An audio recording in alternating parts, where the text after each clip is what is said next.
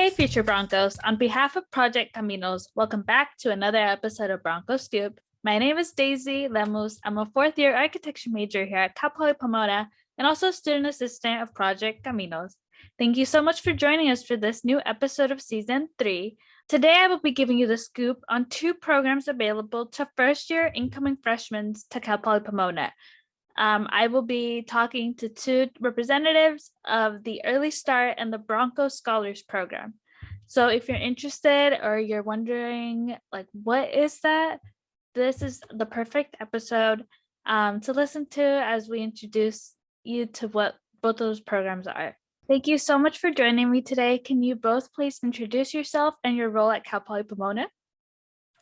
Sure. Good morning. My name is Jacqueline Naranjo, and I'm the Early Start Coordinator here for Csu Pomona, and I'll pass it on to my colleague. Thank you, Jackie. My name is Csu Navarro, and I am the Bronco Scholars Program Coordinator here on campus. So can you please tell us what the CSU Early Start Program is and who it's for?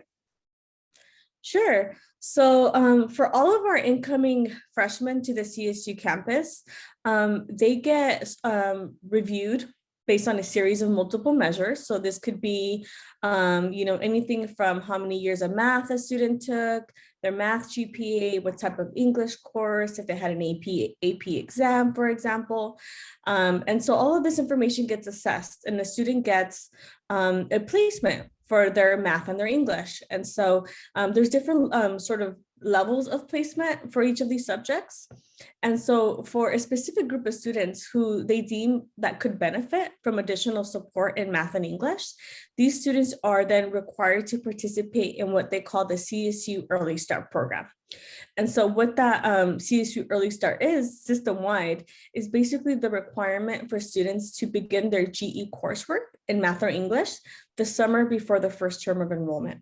So usually that's very confusing. So what we tell students is basically summer school. So you're being asked to do summer school before you begin your first semester at the CSU. And this is system-wide. So no matter what CSU campus you attend, your placement should be the same across the board.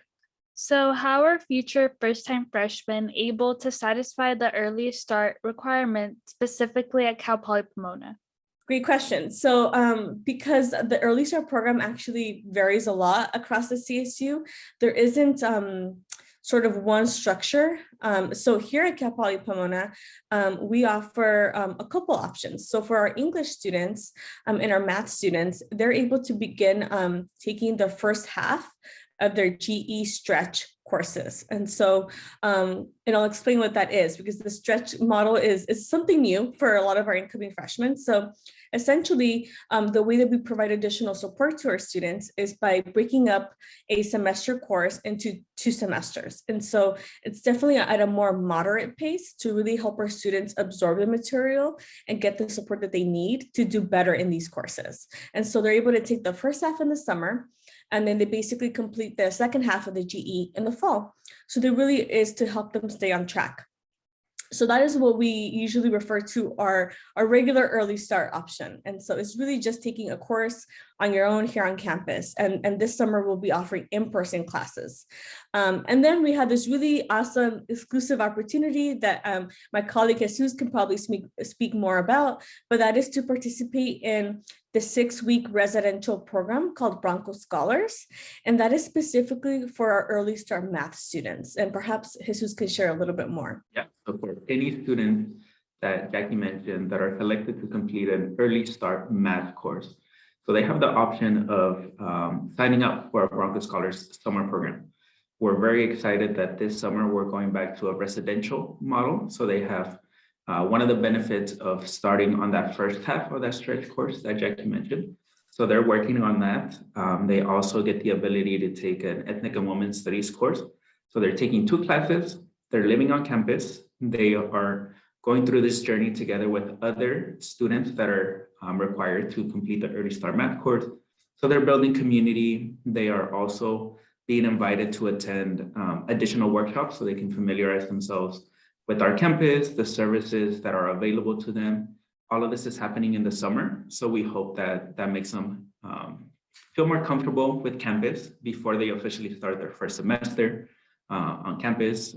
And we also introduced them to peer mentors. So these are students that are current Cal Poly Pomona students that have either went through the Early Start program, Bronco Scholars program, or can speak about that experience of having participated in summer programs, just so that students can see that this is a very common experience, right, for a lot of our students. And we just want them to feel comfortable and know that they made the right choice in joining us at Cal Poly. So are there two options for students, Early Start and Bronco Scholars? So yes, so our specifically the option is for Early Start math students. So they have the option to choose between taking the Early Start math course, so that first half of the stretch, GE math, on their own. So the same way you would sign up for a course as a student, right, during any other term. The benefit of opting into the Bronco Scholars option is that you do get more wraparound support, right, and a more holistic experience. With the Early Start math students, we still, support them. We still offer advising and coaching for them. They get embedded tutors in their classes, just like our Bronco Scholars students do. However, the Bronco Scholars, as Jesus, can vouch for, they really get lots of other perks, right? Like, even getting your courses paid for, your textbooks and all of that, which are definitely not things that we're able to offer currently for all of our Early Start. What might a summer week look like for students and each program? Yeah, so typically for our students, the first part of their day, again, they're living on campus, so they get to experience that. They would normally start their day and have breakfast at Center Point, and then shortly after that, they would go to their first class. After that, they would have a bit of a break, and then they have lunch break. And then they have an afternoon session where they would go to their second class, right? And throughout the day after they're done officially with both of their classes, that's when the Bronco Scholars wraparound services that Jackie mentioned, access to workshops, additional tutoring opportunities, that's where those kinds of support would come in. So their day is a little bit longer because they are living on campus and they're connecting with our program and the services that we want to introduce them to, workshops where they get to, again, build community amongst themselves or strengthen that relationship that they're building with their peer mentors as well. So Bronco Scholar days are a little bit longer than a traditional Early Start student, because for them, like Jackie mentioned, they're going through the class specifically just kind of on their own, right? That's kind of their main focus. They're not living on campus. They're probably having to commute. They might have other responsibilities to attend to at home. So Early Start days are a little bit shorter. Bronco Scholar days are a little bit longer because they have those wraparound services and workshops that they're attending.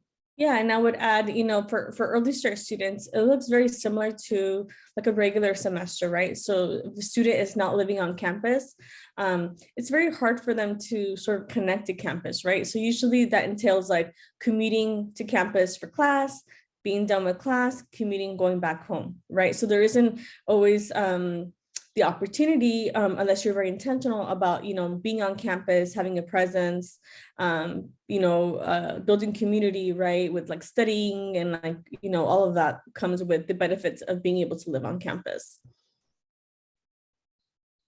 Can I say, I did summer bridge and the Bronco Scholars lived like in the other floors with us.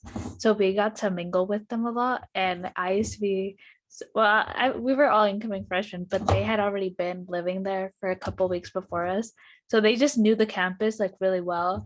So we would be like, oh, like, where do we go? And they would be like our connections on how to get around school, even though they had like been there for like 2 other additional weeks like before us.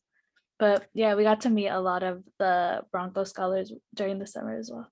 Yeah, absolutely. And I think, I think we've been speaking a lot about the academic support we provide for Early Start for Bronco Scholars. Ultimately, that's what we are, right? We want to make sure you're doing well academically because you all are here to get a degree. But I think one of the sort of, like hidden benefits of being part of a residential program is what you just spoke with. It's about really making that transition from high school to college, right? And I think that's the benefit from a program like Bronco Scholars and instead of Early Start, right? Early Start, you kind of get thrown in a little bit, to taking your first college course, and it's not guaranteed that you're gonna make connections in the class, right? But when you're part of a program that's very intentional in creating programming and activities that allow you to meet other students, faculty, and staff, like you really sort of get to experience that early shock in the summer, so that by the time fall comes, you're ready to go, right? You're showing others around, just like you mentioned. Yeah. So when do freshmen learn if Early Start is something that they'll need to plan to participate in this summer? Yeah, it's a great question. So typically this communication goes out in April through May. I am anticipating that this is going to be going out probably mid-April. And so the way that the communication works is only students who have to do Early Start get notified. And we do this to avoid confusion. So we don't want students who don't need to do Early Start to even hear about Early Start, right? Like, why you even learn about something doesn't even apply to you, right? So we only communicate to those students who have to do Early Start, and it's at the point that they actually submit their intent to enroll at the university. And so we do this for obvious reasons, right? So we want to make sure that if a student is signing up for a class, if they're not signing up for a class, if they're not coming to Cal Poly, right? Or they change their mind. So we really, so this communication is triggered as soon as the student submits their intent to enroll, and if they have to do Early Start, they'll receive that email communication. And this is why we always tell students, super important, always make sure you check your email, your personal email that you've submitted at the time of application, and also make sure you claim your Cal Poly email account and that you're checking that regularly. That should become second nature at that point, and to ensure you don't miss important communications, not just Early Start, right? But all your other important to-dos like financial aid and all of that. So how can those interested in Early Start learn more? Great question. So we actually do have two information sessions coming up. And we do this because we understand this is all brand new information and it can be very overwhelming. I myself, as a first generation college student, I was worried about, pressing the wrong button or not, making the right decision about something. So this is why we have information sessions. We basically go over what Early Start is, what your course options are to fulfill your requirement.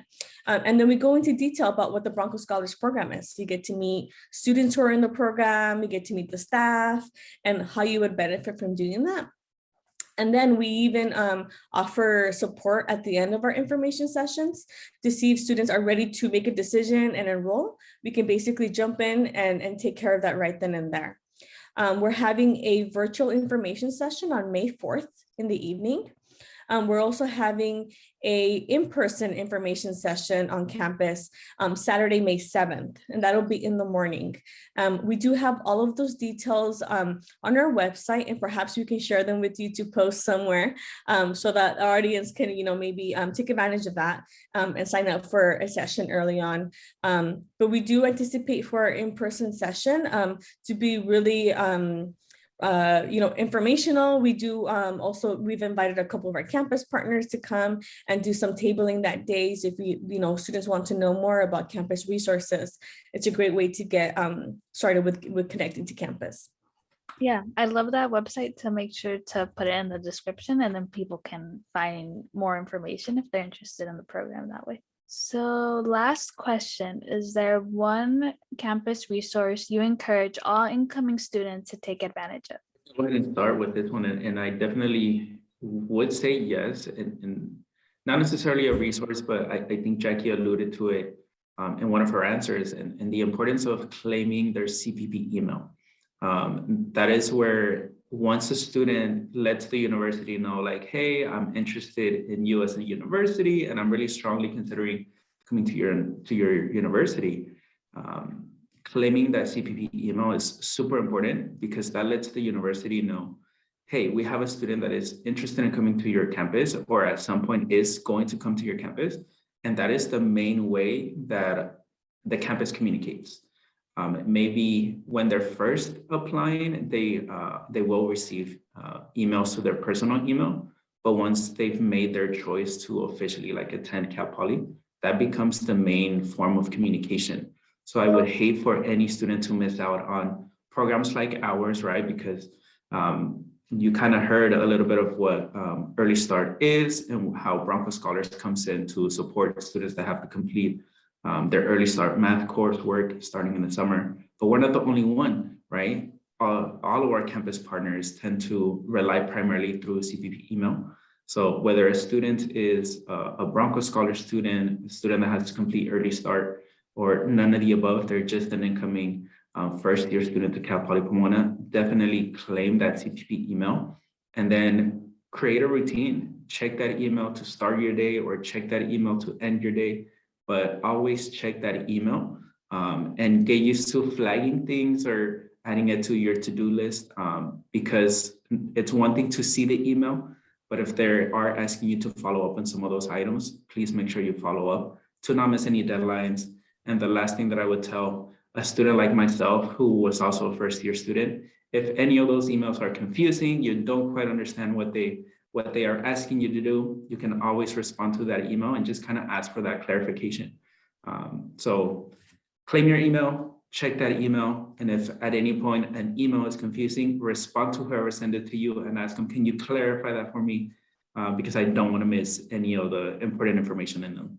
Yeah, and then lastly, I would just add, use us as a resource, right? Like, so if you're an Early Start student or you end up doing Bronco Scholars, like you have access to coaches. So, we're trained coaches. We can provide you with general advising. You need support with time management, improving your study skills, or you're just going through a rough time and really don't know where to start, right? Like that's what we're here for.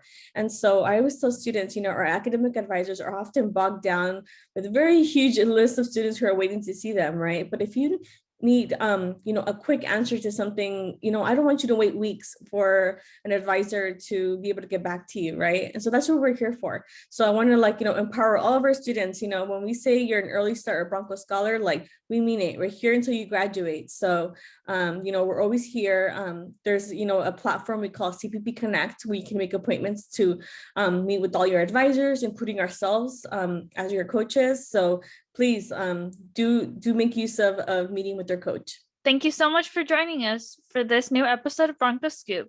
For this episode, there is no question, but I do urge you to check out the Early Start and Bronco Scholars websites down below. Make sure to submit your intent to enroll to Cal Poly Pomona. This is your friendly reminder to do so you can gain access to programs like Bronco Scholars and find out if this is something that you can participate in during the summer. Join us every week for a new episode of Bronco Scoop. Subscribe to our channel, CPP Access and Transition, or follow us on Spotify, Bronco Scoop, to never miss a scoop. Make sure to check out our Instagram, Facebook, and Twitter at CPP Caminos to keep yourself updated. If you have any questions or want to talk about anything Cal Poly Pomona related, email us at caminos@cpp.edu. Project Caminos Bronco Scoop is supported with funding from the Department of Education, Hispanic Serving Institute grant, and Cal Poly Pomona's Office of Student Success, Equity, and Innovation. Tune in for more.